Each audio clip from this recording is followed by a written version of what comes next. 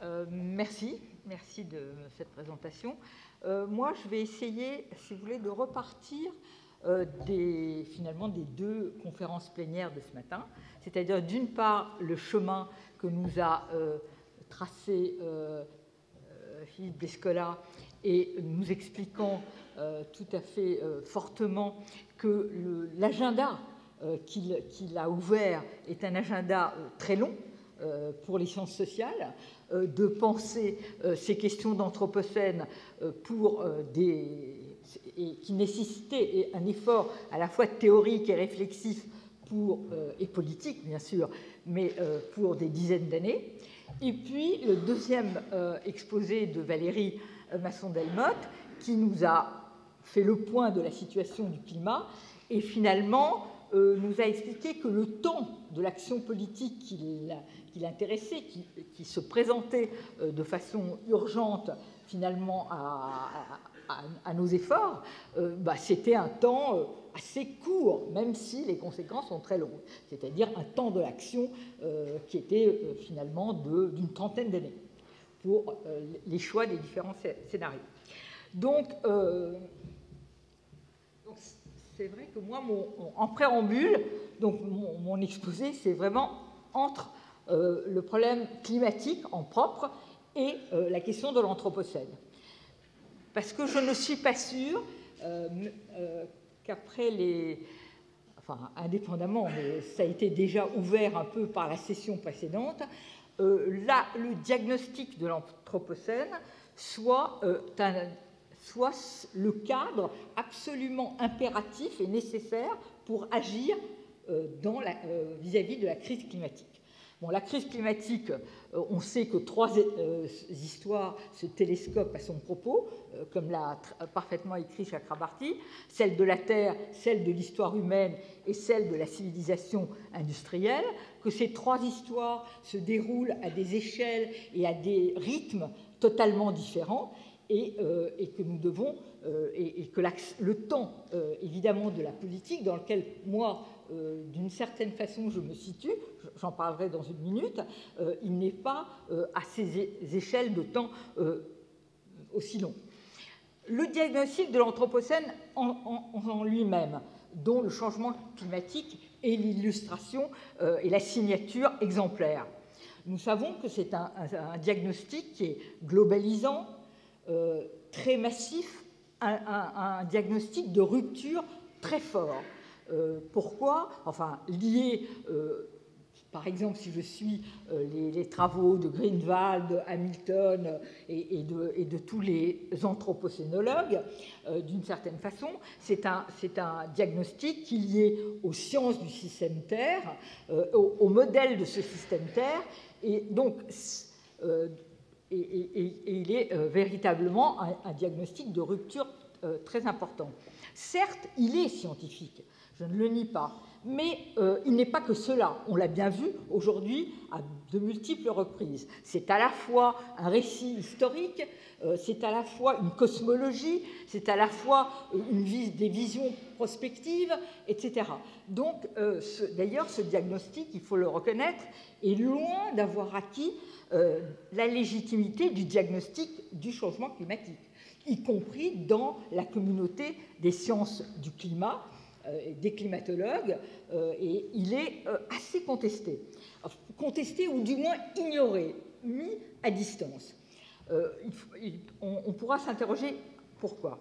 Il attribue des responsabilités éthiques, il mobilise des perspectives de catastrophe, d'apocalypse. Pour moi, il ne se situe pas, et je ne le récuse pas dans sa vérité, mais il ne se situe pas au niveau de l'action politique. C'est à un autre niveau, et d'ailleurs, il m'a semblé que dans l'exposé de Philippe Descola, il reprenait cela, c'est-à-dire c'était une vision du déroulement à la fois de la Terre, de l'humanité sur la Terre et de nos civilisations, et de la place que les peuples, et les peuples au sens les entités humains, non humains, etc., sur la Terre, allaient occuper dans le longtemps, mais qu'il n'était pas directement au niveau politique. Et enfin, dernier mot, les controverses qu'il a suscitées, ce diagnostic, elles sont, on en a eu un petit peu une idée aujourd'hui déjà ici, elles concernent les débuts de l'Anthropocène. C'est intéressant, mais ça a un côté scolastique, comme nous l'a... Je crois que c'est Jean-Baptiste qui a utilisé ce mot tout à l'heure. On peut effectivement, et c'était presque une illustration dans l'exposé de nos collègues américains, une illustration de ce caractère. On peut effectivement voir, on n'a pas vu toujours clairement les conséquences du choix d'une origine. D'autre part, sauf pour certaines d'entre elles qui ont été déjà mises en évidence, c'est-à-dire que si l'Anthropocène commençait avec l'agriculture, eh bien, ma foi, du point de vue politique ou du point de vue de l'action aujourd'hui à avoir, ben, on ne voit pas très bien comment on peut revenir à l'état de chasseur-cueilleur.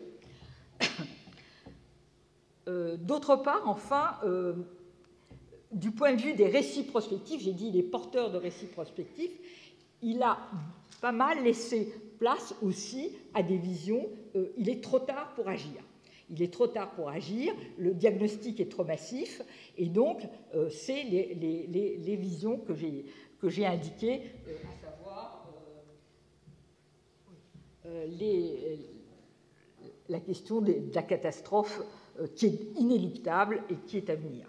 Donc maintenant, est-ce que cette thèse, est-ce que ce diagnostic est entré dans ce que j'appelle, et nous appelons, dans tous ceux qui se sont un peu occupés de ce problème, le régime climatique? J'ai vu que Bruno Latour avait adopté le terme pour dire qu'il faut un nouveau régime climatique. Le régime climatique, c'est l'ensemble des institutions, des arènes, des dispositifs, etc., qui ont accompagné la montée de ce problème à l'agenda international depuis à peu près 30 ans, et qui effectivement est en situation, dont on en parlera grosso modo, d'échec. Bon, explicitement, non. Ni dans les négociations climatiques, ni dans les rapports récents du GIEC, le terme d'anthropocène n'a pénétré. Seuls quelques scientifiques, adeptes des planetary limits, ou des tipping points, ou des boundary limits, etc., développent leurs idées dans des événements qui sont liés à la question du changement climatique, comme par exemple la conférence des scientifiques de juillet dernier. J'ai cité quelques noms là, Rockström, Schellnhuber et d'autres. Mais dans l'ensemble, c'est quelque chose qui est mis à distance par les climatologues. Donc le régime climatique, de façon générale, il laisse très très peu de place. Et ça, évidemment, il faut en être conscient pour ne pas que les choses bougent. Il laisse très très peu de place à la notion de finitude. En particulier, j'ai constaté que toute référence au rapport du Club de Rome, par exemple, soulève des réactions extrêmement hostiles, y compris chez les acteurs, pas seulement les gouvernements et les pays qui siègent dans la négociation, mais finalement beaucoup d'acteurs qui sont autour, dans le off, et qui trouvent que ce n'est pas approprié de mobiliser ces références-là, etc. Et la seule limite explicite qui est convoquée, bien sûr, vous la connaissez, c'est ce fameux seuil des 2 degrés. Bon, je pourrais en dire beaucoup de choses. Dans notre livre, j'indique que c'est un livre que j'ai écrit avec un jeune collègue, Stéphane Aïkout, qui va parler demain. Il y a beaucoup de choses sur cette construction du seuil des 2 degrés, mais ce qui est sûr, c'est que le seuil des 2 degrés, il est découplé de toute référence à un stock fini de ressources ou à un budget absolument fini de ressources fossiles, avec la corrélation impérative qu'il faut laisser une partie des fossiles dans le sol. Ça, c'est en dehors du régime climatique. De façon générale, de toute façon, ce régime climatique et cette gouvernance onusienne, elles veulent ignorer totalement la crise écologique générale et majeure dans laquelle nous sommes. Bien, alors j'en viens, deuxième préambule, pour parler un petit peu des recommandations qu'on a pu faire. Donc, c'est quoi relever les défis du changement climatique? Là, il faut évidemment, il faut plonger, mettre ses pieds dans la glaise, je dirais. Hein, là, on est dans le cambouis, on est dans un univers qui n'est pas celui de l'anthropologie, de la philosophie ou même de l'histoire, mais dans les négociations politiques, il est certain que toutes les catégories dont nous savons aujourd'hui qu'elles doivent être profondément redéfinies, que ce soit la catégorie d'environnement, les dichotomies que le changement climatique et bien sûr la notion d'anthropocène ont rendu totalement caduques, nature, culture, sciences politiques, locales, globales, etc. Toute cette exigence de repenser la modernité, nous sommes aujourd'hui dans ce régime, et dans la façon, quand je dis ce régime, c'est aussi la façon dont dans nos pays, la question climatique est discutée, portée, y compris par les autorités politiques. Eh bien, tout cela, évidemment, on est obligé de parler, en tout cas, on parle, on n'est pas obligé, on parle, avec des catégories qui sont obsolètes, qu'il faut critiquer vivement. Et aujourd'hui, par exemple, la catégorie d'environnement, on sait bien qu'elle s'avère totalement inadéquate. Ulrich Beck, ça me fait plaisir de l'évoquer, puisqu'il nous a quittés au début de l'année, écrivait qu'elle était soit trop étroite, cette catégorie, parce qu'elle excluait l'action humaine et sociale, soit elle était trop large et suicidaire quand elle l'incluait, car alors, elle ne pensait pas le politique, l'action, etc., au niveau de l'ensemble des changements nécessaires, de cette repensée de la modernité. Donc, c'est aussi un petit peu dans cette veine que Bruno Latour parle de Gaïa, la pense comme un globe dynamique, je résume un peu, d'entité en lutte, ou même que Philippe Descola en a parlé ce matin, qu'il nous faut convoquer, dont il faut distribuer les puissances d'agir, dont il faut inventer des formes nouvelles de représentation.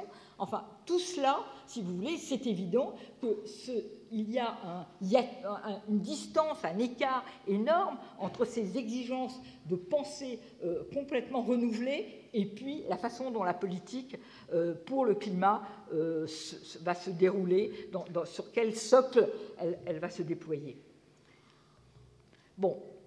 Donc là, je passe, c'était un petit coup de pub là, pour ce livre, c'est simplement pour dire qu'en fait, on s'est intéressé à quoi, nous? À la gouvernance climatique, et qu'on a essayé de caractériser, et à partir de cette étude-là, on s'est risqué, ce qui n'est pas trop courant pour les chercheurs en sciences sociales, et qui peut être critiqué, de proposer des recommandations, si on peut dire, à partir d'une revue assez large, évidemment de la littérature existante et une bibliographie importante, et qui aboutit, qui s'achève, enfin si on peut dire, dans la proposition d'un nouvel ordre de gouvernementalité qui combine différentes échelles et avec aussi un tour d'horizon du futur. Donc là, j'avance plus vite. La thèse, je crois que certains d'entre vous sûrement la connaissent. C'est l'idée que cette gouvernance se caractérise vraiment par un schisme de réalité, un écart, un hiatus absolument énorme entre cette sphère de la gouvernance et la réalité du monde réel, économique, politique, géopolitique, tel qu'il s'est déployé depuis 3 décennies, avec une dégradation inexorable du climat qui s'oppose à l'immobilisme de cette gouvernance qui se caractérise par une fabrique de la lenteur. L'exploration de ce schisme, ce n'est pas simplement au sein de la gouvernance onusienne, c'est évidemment à l'extérieur, dans le monde réel, tel qu'il s'est développé. Bien, là c'est quelques... Voilà, Alors, avant de parler de ce que j'avais mis comme titre, c'est-à-dire politiser, reterritorialiser et rematérialiser le climat, je fais quand même un point important, parce qu'il ne faudrait pas qu'on croie que je suis persuadé que le climat, c'est seulement local. Évidemment qu'il y a, parmi les blocages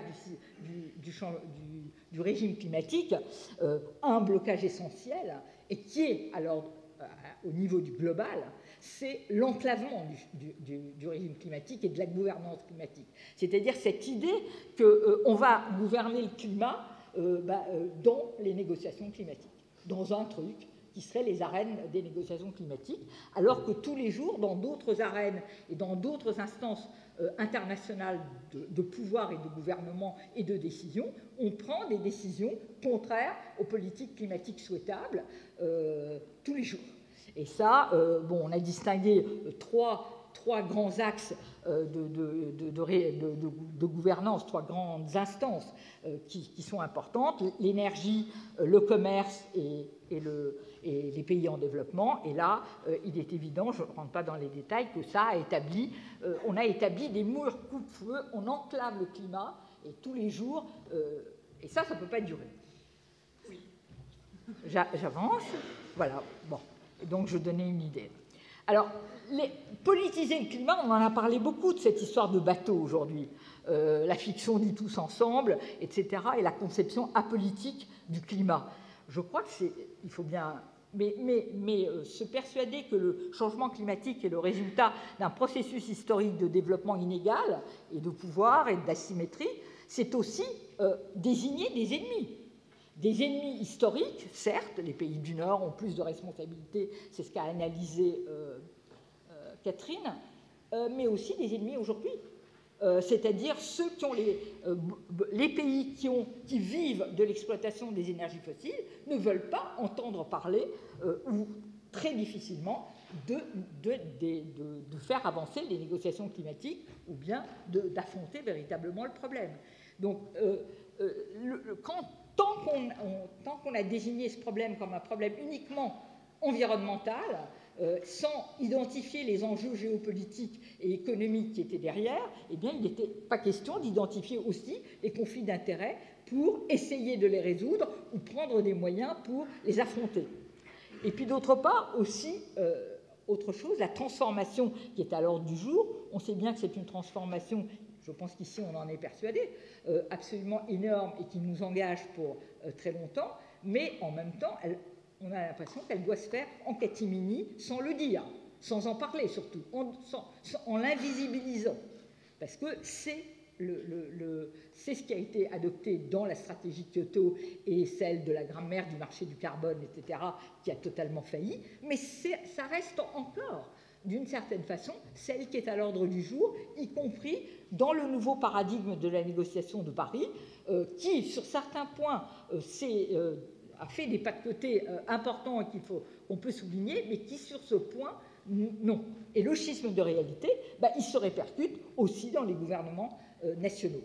Alors, changer d'échelle, donc c'est sûr qu'il y a une critique du globalisme à faire qui a été faite ce matin, par exemple, dans la session de nos collègues sud-américains, et mexicains et colombiens, etc. C'est quelque chose de... Je crois qu'aujourd'hui, je ne vais pas reprendre, on a évoqué ça tout au cours de la journée et on se recoupe les uns les autres, les travaux d'Ostrom, la critique du théorème d'Harding, la question de la possibilité d'action collective par le bas, et puis aussi des travaux plus théoriques sur les échelles, de Sheila-Jazanov, de Beck encore, de Latour, etc. Toute cette idée que les sciences sociales doivent aider à ouvrir le débat et à construire des politiques climatiques, je crois qu'aujourd'hui, y compris avec d'autres formes d'action qui sont arrivées, par exemple les villes qui ont forcé la porte, d'une certaine façon, de la gouvernance climatique. À Copenhague, elles étaient mises à l'extérieur, elles ne pouvaient pas intervenir. Aujourd'hui, parce que les choses ont avancé quand même et que des pouvoirs locaux ont relevé un certain nombre de questions relatives aux politiques climatiques, politiques de transport, enfin des tas de questions, eh bien, les villes vont être admises dans la négociation. Elles rentrent, alors ce n'est pas tout à fait dans le régime onusien, les constituencies, mais quand même, c'est en train de craquer un peu. Et donc ça, c'est très important parce que ça élargit ce cadre des États tels qu'il était. Donc là, qu'est-ce que permet, là, quand je parle de reterritorialisation, évidemment, c'est beaucoup les échelles régionales, locales et aussi les pays, et pas simplement cette échelle, cette gouvernance globale, supranationale, du multilatéralisme qui prétendait donner des objectifs à long terme à Copenhague, enfin à Kyoto et jusqu'à Copenhague, qui maintenant a changé, a dit non, on part des États, mais finalement c'est quand même tout ce qui se discute à l'échelle globale. Or, ce que je dis, c'est que toute cette construction, elle rend très opaque le problème, parce qu'il est très lointain, parce qu'il est technique, parce qu'il est abstrait. Les 2 degrés à la fin du siècle, et ce qu'on dit aujourd'hui sur le fait qu'on n'est pas à 2, mais à 2,9, que les engagements des pays, on est plus proche de 3 degrés, même tout cela, c'est extrêmement loin, c'est des échelles, enfin ça, c'est loin des échelles de signification des gens. Et donc je crois que c'est à l'échelle territoriale qu'on peut créer des alliances sociales capables de lancer des dynamiques et d'avancer des solutions. Et d'une façon générale, d'ailleurs, la plupart des pays font plus, pas la plupart, mais un certain nombre et important, font plus à l'échelle domestique que ce qu'ils seraient d'accord de signer dans un traité général. Non, juste un mot sur la rematérialisation.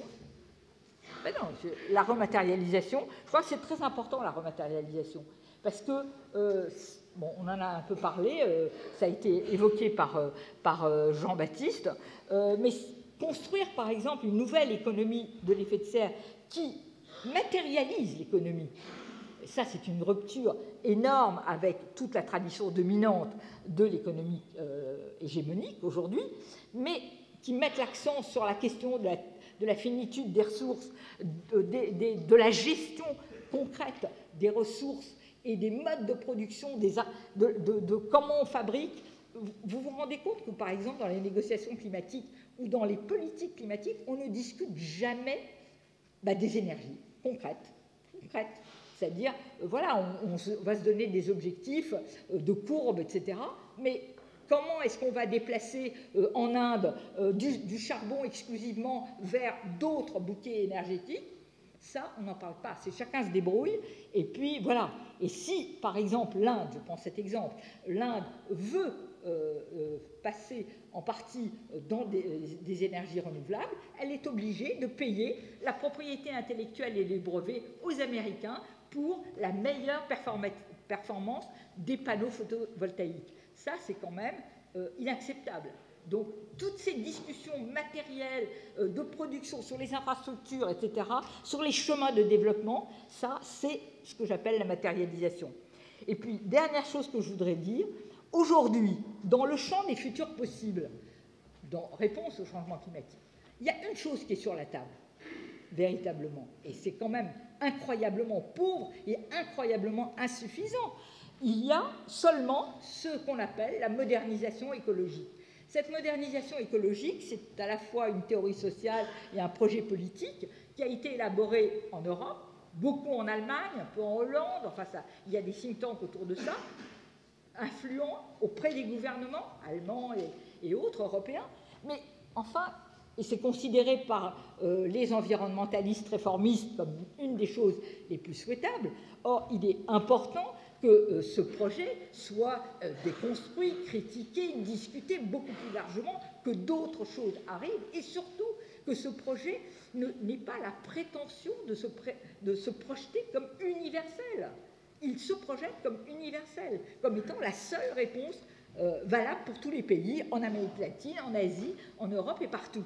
Donc ça, évidemment, c'est un projet qui, en plus, repose sur l'hypothèse de la compatibilité entre croissance économique et protection de l'environnement, en gros, protection et développement écologique, hypothèse qui est quand même très controversée.